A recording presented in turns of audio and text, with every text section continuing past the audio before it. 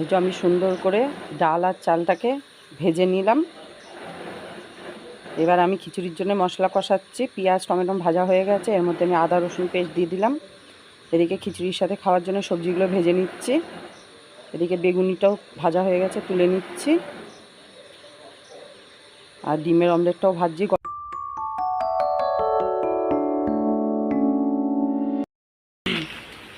দেখুন বন্ধুরা, আজকে ওয়েদারটা কত সুন্দর দেখেছেন। কালকের থেকে বৃষ্টি হচ্ছে, আজকেও টানা বৃষ্টি হয়ে যাচ্ছে। তাই এই ওয়েদার মরশুমে আপনাদের কি খেতে আজকে ইচ্ছা করছে বলুন? নিশ্চয়ই খিচুড়ি খেতে ইচ্ছা করছে। গরম গরম খিচুড়ি, বেগুন ভাজা, ডিমের অমলেট। কেমন হবে তাহলে খিচুড়ি করলে আজকে? নমস্কার বন্ধুরা, লিটিল কিচেন হাউস নন্দিতায় সবাইকে স্বাগত জানাই। আজকে এত সুন্দর ওয়েদার, এত সুন্দর মরশুমে আমি আজকে সত্যিই খিচুড়ি তৈরি করব। আজকে আমি যেভাবে খিচুড়িটা তৈরি করছি, মাছ মাংসকেও আজকে হার মানিয়ে দেবে। সঙ্গে খিচুড়ির সঙ্গে আর কী কী থাকে আপনারা দেখতে থাকুন। তাহলে খিচুড়ির রেসিপিটা কিভাবে তৈরি করি পুরো ভিডিওটা দেখার জন্যে আপনাদের অনুরোধ রইল, ভিডিওটা স্কিপ না করে পুরো ভিডিওটা দেখতে থাকুন। তাহলে আমি খিচুড়ি করব, মুসুরির ডাল আর মিনিকেট চাল দিয়ে করব। সেই জন্য একটা পাত্রে তুলে নিয়েছি মুসুরির ডাল আর চাল। এদিকে আমি খিচুড়ির ভেতরে দেবো এই যে আলুগুলোও কেটে নিয়েছি, সব সবজিগুলো কেটে গুছিয়ে রেখেছি। আলুগুলো গোটা গোটা দিয়েছি, আর পটলগুলো দুফালা করে কেটে নিয়েছি। কুমড়ো ভাজবো, আর লম্বা লম্বা করে বেগুন কেটেছি, ভাজবো। আর এখানে পাতলা পাতলা করে বেগুন কেটে রেখেছি, খিচুড়ির সাথে বেগুন করব। 3টে টমেটম রেখেছি, 3টে টমেটম খিচুড়িতে দেবো। এই যে মুসুরির ডাল আর চালটা আমি এক জায়গায় রেখেছি, আর মুগ ডালটা আলাদা রেখেছি। মুগ ডালটা আমি এবার সুন্দর করে ভেজে নেব। সেই জন্যে কড়াই বসিয়ে দিয়েছি। খালি কড়াইতে আমি মুগ ডালটা একটু ভালো করে নাড়াচাড়া দিয়ে নেব।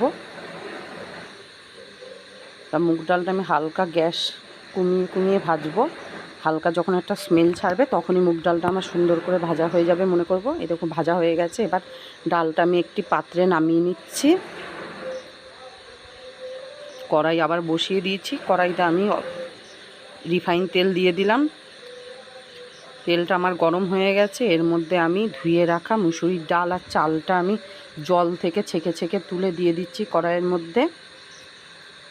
এই ডাল আর চালটাকে আমি ভেজে নেব।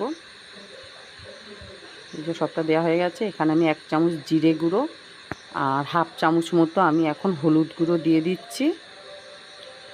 দিয়ে আমি সুন্দর করে চাল আর ডালটাকে একটু লাল লাল করে ভেজে নেব। মানে বেশি একটা লাল হবে না, মোটামুটি ভাজা হবে, সেই জন্য আমি তুলে ভেজে নেব।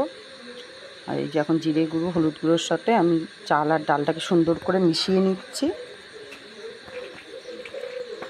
দেখুন সুন্দর করে মেশানো হয়ে গেছে। কি সুন্দর চালগুলো হলুদ হলুদ লাগছে, ভালো লাগছে। ভাজাটাও আমার প্রায় হয়ে গেছে, জলটাও শুকিয়ে গেছে। দেখুন জলটা সুন্দর শুকিয়ে খটখটা হয়ে গেছে। এবার আমি চাল আর ডালটা এবার একটা পাত্রে আমি নামিয়ে নেব। নিয়ে এইদিকে আমি হাঁড়ি বসিয়ে দিয়েছি খিচুড়ির জন্য, জল দিয়ে হাঁড়ি বসিয়ে দিয়েছি। আর এদিকে আমি মুগ ডালটা আমি ধুয়ে রেখে দিয়েছি, তার মধ্যেই আমি চাল আর ডাল ভাজাটা নামিয়ে নিচ্ছি।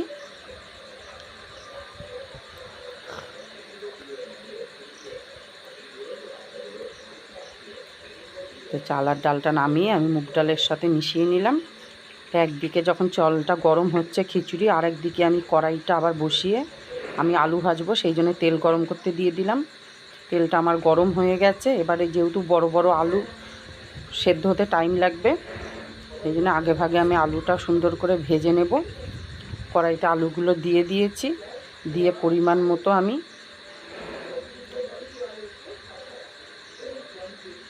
একটু হলুদ দিয়ে দিচ্ছি, আর পরিমাণ মতো একটু লবণ দিয়ে ভালো করে নাড়াচাড়া দিয়ে নেব। লবণও দিয়ে নিলাম।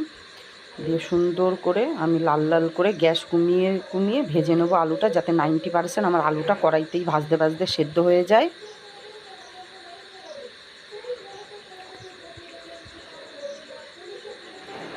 দেখুন আলুটা আমার সুন্দর করে লাল লাল করে আলুটা আমার ভাজা হয়ে গেছে।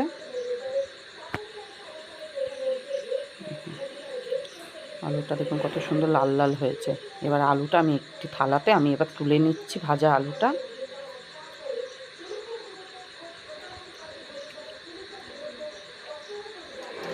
এদিকে আমার বর সারাদিন খবরে দেখছে রেমাল কি করলো।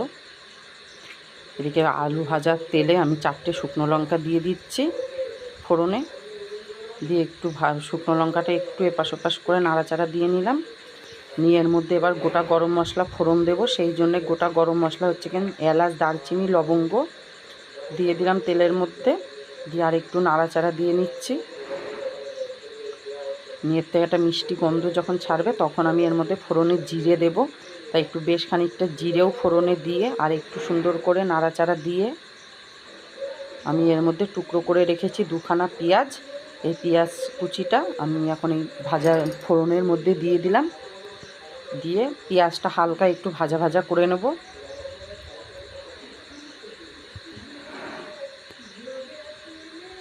এই যে হালকা একটু নাড়াচাড়া দিয়ে নিচ্ছি, ভাজা ভাজা হবে।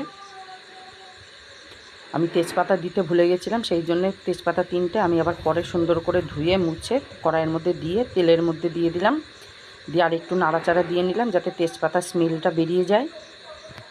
এদিকে আমার খিচুড়ির জল গরম হয়ে গেছে, এর মধ্যে আমি ভাজা ডাল আর চালটা আমি এবার দিয়ে দেব। দিয়ে দিলাম ভাজা চাল আর 2 রকম ডাল আমি হাতায় করে তুলে তুলে দিচ্ছি, যেহেতু জলটা অনেকটা গরম হয়ে গেছে, হাতে করে দিলে ছেটকাবে, সেই জন্য আমি হাতার করে দিলাম। দিয়ে নাড়িয়ে নিলাম। নিয়ে এর মধ্যে এখন আমি বেশ পরিমাণ মতো খানিকটা লবণ দিয়ে দিলাম। পরিমাণে লবণটা এখন একটু কমই দিয়েছি, পরে আমি চেখে দেখে আবার লবণ দেব। দিয়ে আর একটু ভালো করে আমি নাড়াচাড়া দিয়ে নিলাম। নিয়ে এদিকে পেঁয়াজ ভাজাটাও আমার প্রায় অনেকটা লাল লাল হয়ে এসেছে হালকা। এর মধ্যে এখন আমি 3টে টমেটোকে টুকরো করে রেখেছি, এই টমেটোর টুকরোটা আমি দিয়ে দিচ্ছি পেঁয়াজের মধ্যে।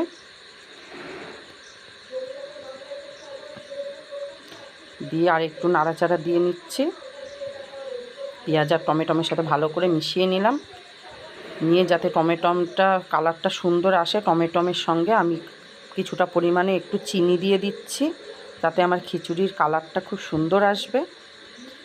আর তারই সঙ্গে আমি কিছুটা পরিমাণে একটু লবণ দিয়ে দিলাম, যাতে টমেটোটাও তাড়াতাড়ি আমার সেদ্ধ হয়ে যায়। লবণও দিয়ে দিলাম কিছুটা, টমেটোটা আমার তাড়াতাড়ি সেদ্ধ হয়ে যাবে। আর তারপরে একটু ভালো করে আর একটু নাড়াচাড়া দিয়ে নিচ্ছি।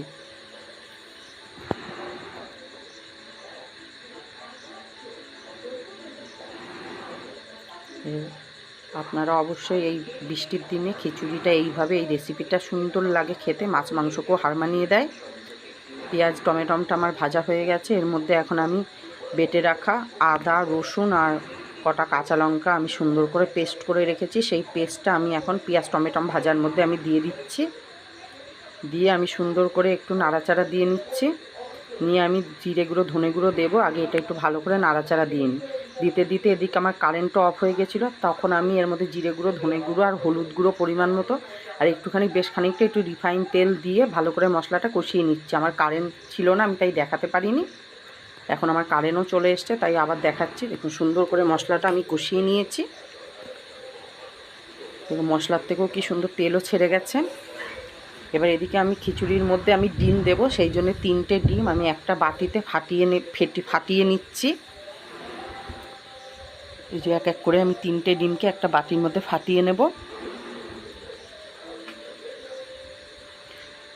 ডিম 3টে আমার ফাটানো হয়ে গেছে।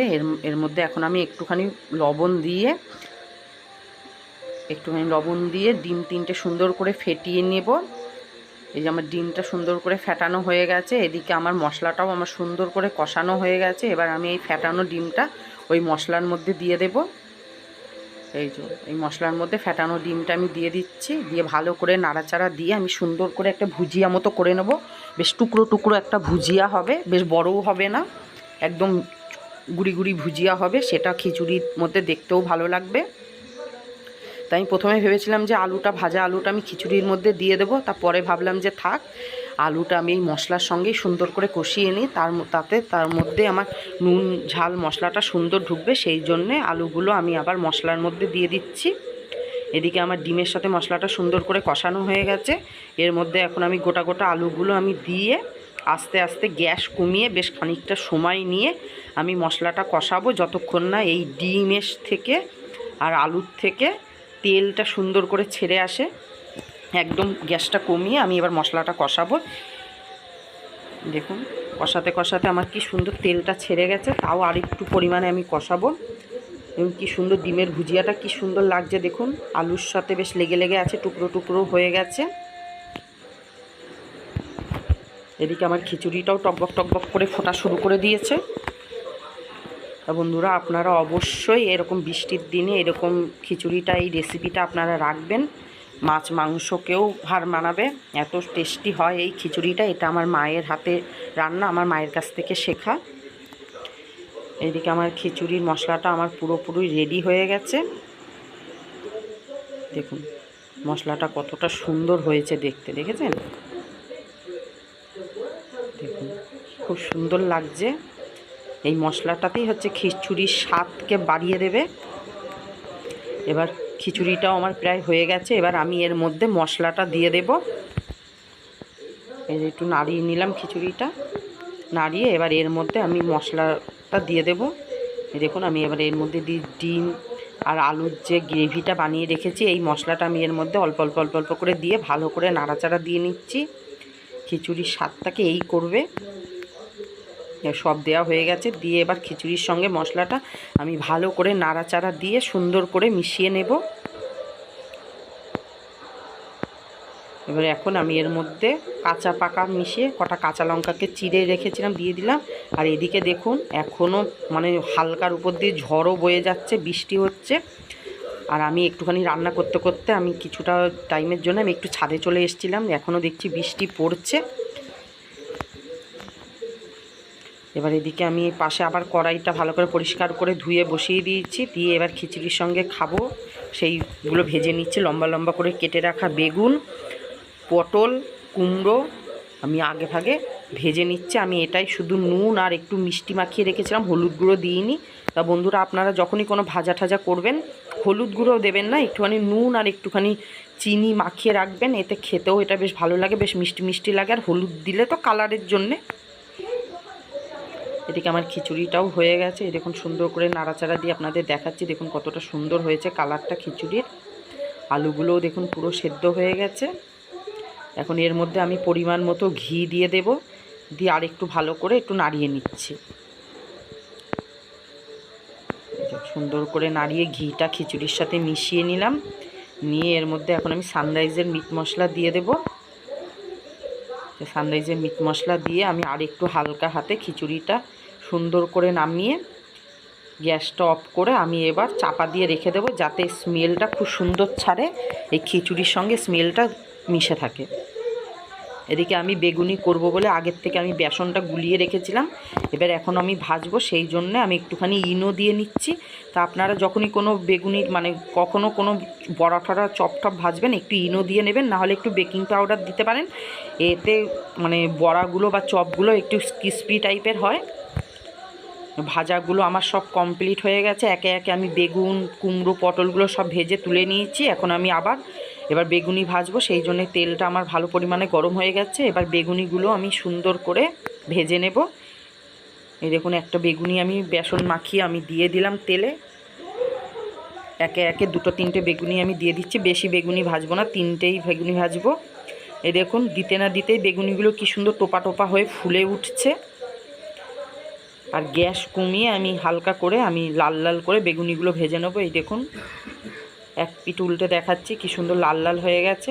এবার হালকা গ্যাসে আমি সুন্দর করে ভেজে নেব, যাতে এটা মচমচে হয় ভাজাটা। বেগুনিগুলো আমার ভাজা হয়ে গেছে। এবার যে থালায় আমি বেগুনি, কুমড়ো ভাজা, পটল ভাজা, বেগুন ভাজা রেখেছি, সেই থালাতেই আমি বেগুনিগুলোকেও তুলে নিচ্ছি। বেগুনি ভাজা হয়ে গেছে। এবার আমি ডিমের অমলেট করব।